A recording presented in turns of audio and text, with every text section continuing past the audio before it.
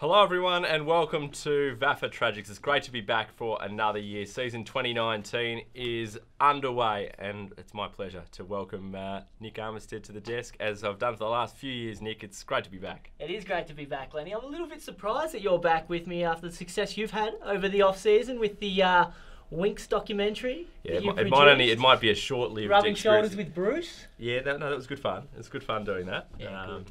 Doing a bit of Brilliant extra stuff. documentary. Thank you very much. You've had a big summer yourself?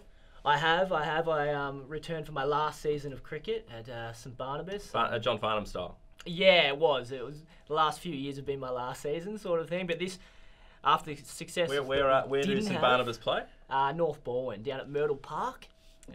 Great club. Yep. Not a lot of success. 0-13, I understand. 0-13, yep. So you're a bowler? I am a bowler. Okay, and how many wickets did you take? Oh, probably 10 to 12 this year. So how many games is that? So you've averaged less than one a game as a bowler? Correct. There were some tough days out in the field, I'll be honest with you. So maybe you were the weak link? Perhaps. But mind you, my batting, best number 10 in the competition, made 44 runs for the season. It's not a lot of runs. 36 of those came from sixes. That's a good percentage. Yes, I don't mind that stat. That's something I'll be hanging my hat on for a few years. Just over 80%. That's not bad. Very good. There's been a lot of highlights in the off-season of the VAFA, as there always is. There's been a few lowlights as well. We won't touch on the lowlights. But one of the biggest highlights was undoubtedly this thing sitting right in front of us. Yeah. That was fantastic. Number 2 for us in the last 3 years. Number 2 in the last 3 years for this particular show, but VAFA TV's won 3 of these now, so yeah, it's fantastic. That's pretty good. So two-time award-winning show, this show, us sitting here talking dribble every week. Absolutely it is. I've got no idea how. Highlights of the VAFA off-season, have you got anything that comes to mind?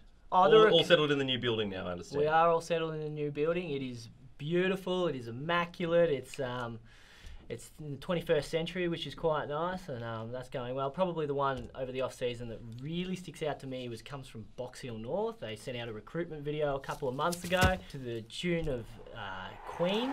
Can somebody please find me somebody to play footy for Box Hill North? Yep. You can see it on your screens at the moment. One of the best recruitment videos I've ever seen. I actually presented at the VAFA conference earlier in the year and used that as basically the premise of my entire presentation because it is just fantastic in so many ways. Did you get a few laughs? Got a lot of laughs. Yeah, I think it's great stuff. Highlight from the weekend. Other highlight from the preseason. We've got additions of all the new women's teams that are coming into the competition. Yes. Unbelievable. And Alicia Min's going to join us to talk women's footy later in the show. She can tell us about that, but it's great to see the competition on the women's side growing as well. Highlights from the weekend. Round 1 of action. Always great to see teams out there playing again. I loved this tweet from Old Paradians though. They didn't have a great start to the weekend, neither did Fitzroy, and Fitzroy tweeted displaying their disappointment at their start. But Old Paradians just putting an arm around them, I thought it was great. Yeah, that is good to see between our sides. Obviously, neither side had a great start to the year, and Fitzroy particularly going back up to Premier B. Tough start against Old Scotch. But I did see you tag the VAFA in that on Twitter. You were pretty happy with that. I thought it's just good stuff. I mean, the fact that our clubs are engaging with each other, I think, is a good thing. The recognition that you can't always have winning seasons. Good to see clubs like Peninsula have a big win on the weekend after they had a bit of a tough time in recent years as well. So there's plenty of good stories across the VFO. What was the one that you liked the best? I like the flag raising. Obviously, we all do, and we always show it here in the round 1 of VAFA Tragic sort of thing. The traditional flag raising, which you can see a couple of photos there. Hawthorn Resi's did it, St Kevin's did it, and Ormond as well, just the traditional, they all line up, just put it up. But what I loved is after 37 years, North Brunswick, they said, "Nut, we're not going to be traditional, we're going to go and do it our way," and they've got 2 bagpipe players playing their theme song before a massive crowd at Allard Park. Now, as you can hear, they're not the most proficient in bagpiping, there are a couple of off notes there, but that is one of the most fun, light-hearted moments that I like from the weekend. Yeah, very good. I liked it too. I think there's different ways to do it. Not quite what the Eagles did, flying it in. No one flew it in into the ground. Unfortunately, I didn't see any of that, no. That'd be good. I think that's the next thing. Maybe on a drone, they could fly their flag in. Well, there's a club do that. There's a couple of clubs that will be doing it this weekend. Fitzroy, maybe we'll put it out to Fitzroy and some of the other clubs who have their home game this weekend. I like it. Yeah, get a drone and drone your premiership flag across the oval. Just check if you've got your CASA permissions to fly over a few grounds, so not breaking any rules. Onto the footy. William Buck Premier action back. A couple of new teams starting their stuff in the top section. How did they fare? What game did you go and watch? How did it all unravel for you? Yeah, so I was at the St Kevin's Collegians game as part of the new RSN Carnival Call team. Both sides had a massive amount of players out, particularly Collegians had 14 of their possible starting 22. St Kevin's had Brown out, Kanakis, Sullivan. But St Kevin's, slow start, they're up by 4 points at half time, but they kicked 8 goals in the third term, and that's ultimately what proved the difference. They did it a bunch of times last year and the year before. So they're going to be scary once again. They lost all these attacking players, but yet in that second half, when they cleaned up their disposal going inside 50 to the likes of new recruits Jared Waite, they were just unstoppable. The Burnies, who came up as premiers, of course, last year, had a big win out at the Snake Pit over Old Trinity, and Old Trinity sort of finding their feet still where they're going to be going as a side after obviously a couple of great years a few seasons ago now, and they've hung on the last couple of years. Interesting result, that one. It was interesting. Given Trinity last year, I know they lost the likes of Brendan Yetzi, but they still played off in a preliminary final. Going to the Snake Pit is one of the harder grounds to play at as an away side, but St Bernard's, who lost Tom Sullivan to Port Fairy and Chad Jones at the moment isn't playing after kicking 100 goals last year. Their young guns just stood up. Michael Caven kicked 6. Charlie Vague's tipped to have a breakout season. They all stood up and they were just far too good. Great to have the Burnies back as well. The game that I just was fascinated with was the one at Waverley Park, Old Kerry and De La Salle. And these two sides generally produce an unbelievable contest when they're played in the Premier section in recent years. And it was no exception this time round. 18 goals each.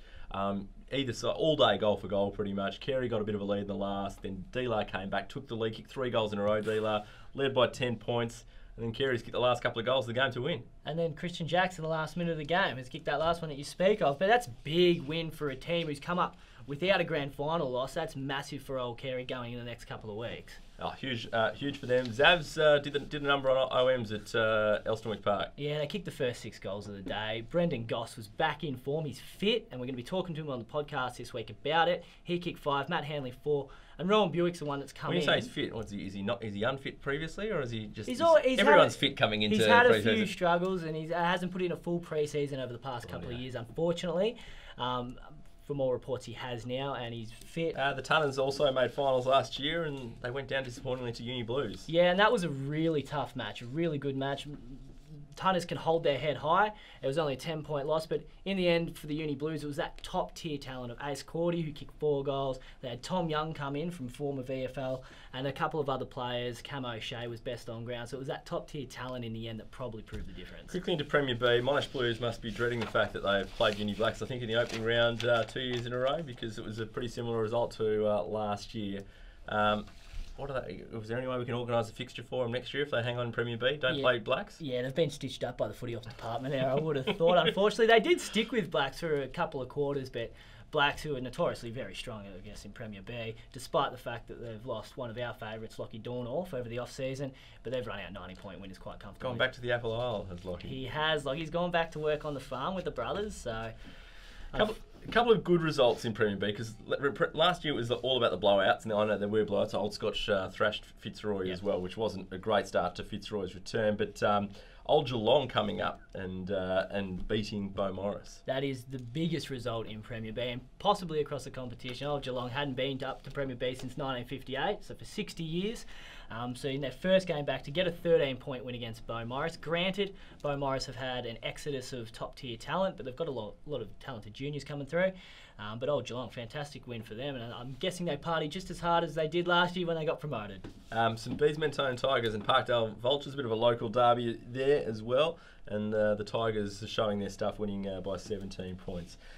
The story out of Premier B, though, was the announcement of Brendan Goddard going to be playing a few games down there, which is a great coup for them. Oh, massive for Caulfield. Obviously went to Caulfield Grammar for a few seasons, Bairnsdale boy, but went up to Caulfield. If they can get a few games out of him, he can play finals potentially. Caulfield are a very hot chance to really go for that top 2 in promotion. I had a big win over Old Haileybury as well. Interested in Kel Toomey's tweet asking if he was the best player to play in the VAFA. There's been a few. This is the ones that came to my head just off the top of my head. Rob Harvey, a couple of Brownlows, snuck in there. Dave Parkins played some games in the VAFA. Adam Uze also, obviously All-Australian player. Nathan Brown, All-Australian player. Robert Di Domenico, also a Brownlow medalist, has also played in the VAFA. So, Cal, yep, fair enough. Great to have Brendan in Cal's the competition. a Caulfield grammar boy too. Great to have him in the competition. There's been some guns that have played some footy in the VAFA. Though, on to Premier C, Williamstown CYMS over Old Ivanhoe at the Fearon. The Hosen really were in amongst it last year as well, so it'll be interesting to see which one of these two breaks out to possibly get a promotion this year. The other game of interest there was Ormond and Pegs, 57 at the gun. You just want to show this bit of footage, really, didn't you? Yeah, I did, and have a look at this from the Pegs forward. That wasn't a great day for them, but he's taken it from about 60 metres out. He's balked 2 players and sent it home. So that was a bit of a highlight for Pegs on a rough day. It's been a big opening start. We're going to come back, take a break, regroup, and welcome Alicia into the desk to talk some women's footy right after this on the Tragics.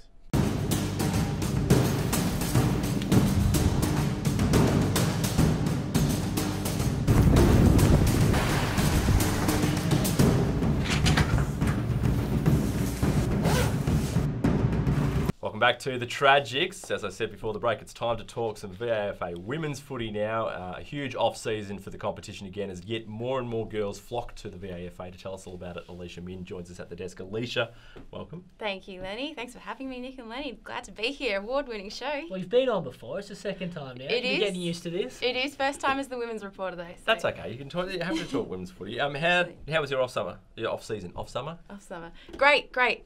Massive movement happening in the women's competition. If I could summarise really quickly. You go.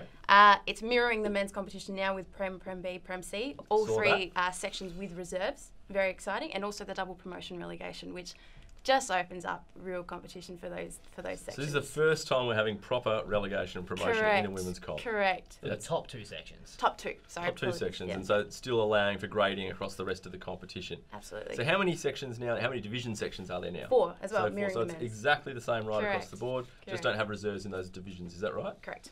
Right. Sensational. So are we full complements, 10 teams in each, or is it sort of it's a bit of a mixture throughout. So Division 4 is our main new section. So in that competition, 5 of the 7 sides are new teams.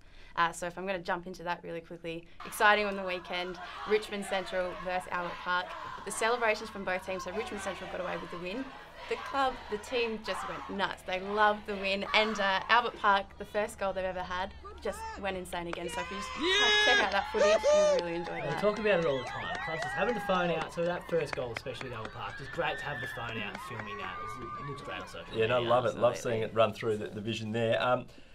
The new club, RMIT, is that right? Correct. Tell me about them. Correct. So they're in Premier B. So they've come in with the reserves and a senior team.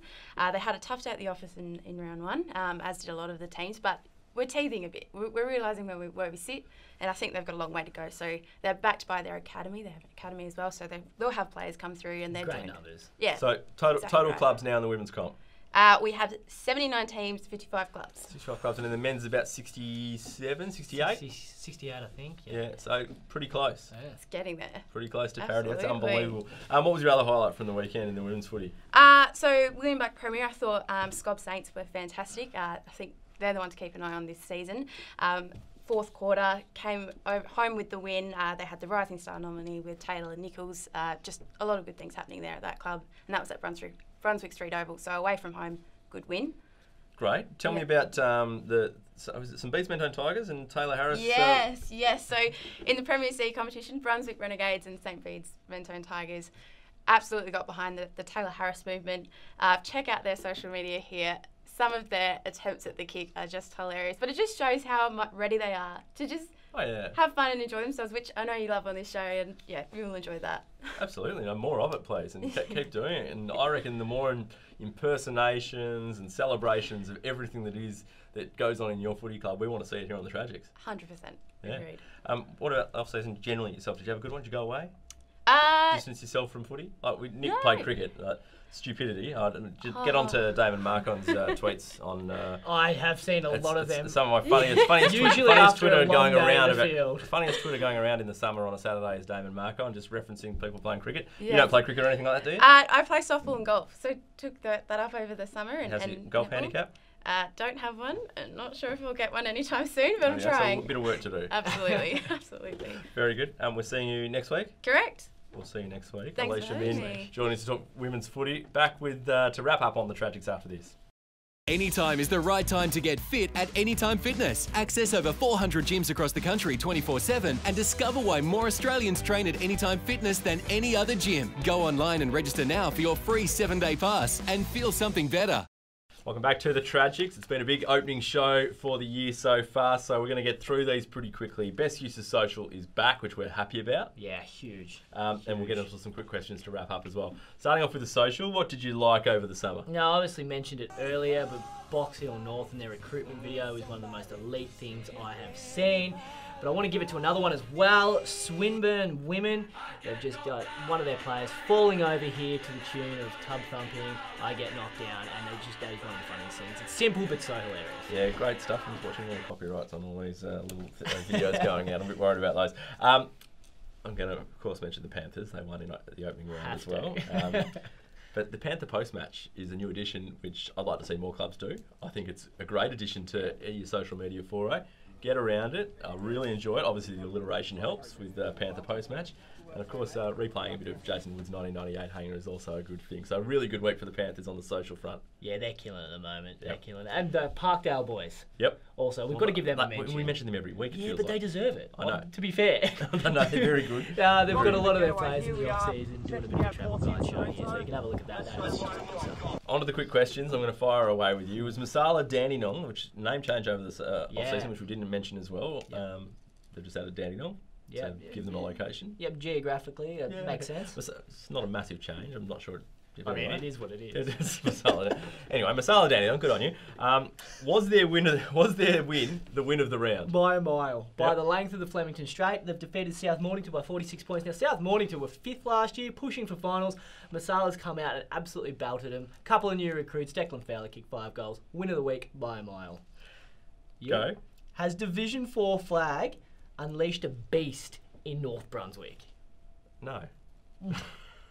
What? Oh, well, no, it's a great win for the club. Obviously, they haven't won a flag for a long time. Big win over Westbourne Grammarians. Matty Davids kicked 6, Brennan George has kicked 5, which is a great start for the club. They are on fire. We see this a lot in the lower sections. Teams go double premiership in a row. West Brunswick their cousins were the champions of this in recent years. Yeah. But Westbourne were finals last year. I mean, that is about as good a round one win as you're getting. If you get a good side together in Division 4, get ready for premiership medallions. They just come at you left, right and centre. You got a final one for me? I do. Name a premiership winner based on round 1 results. Yeah, I think it's going to be Peninsula. I think they're going to break their VAFA history of never winning a senior flag this year. They've had a big 55-point win over Therry Penola in round 1. It's a massive result for the club. The Pirates are up and about. Look out. Yeah. No, I like that. I thought you were going to have a go at me because normally I say you can't make any... you do. You'll set me up usually and just be like, who's your pick for round 1? And I say, you can't do it based on round 1. But I agree. Peninsula. I picked them actually a couple of weeks ago, so I'm really happy with you on that one. So... Go the Pirates. The Pirates, absolutely. Good to be back. Great to be back. Chat to you next week on the Tragics.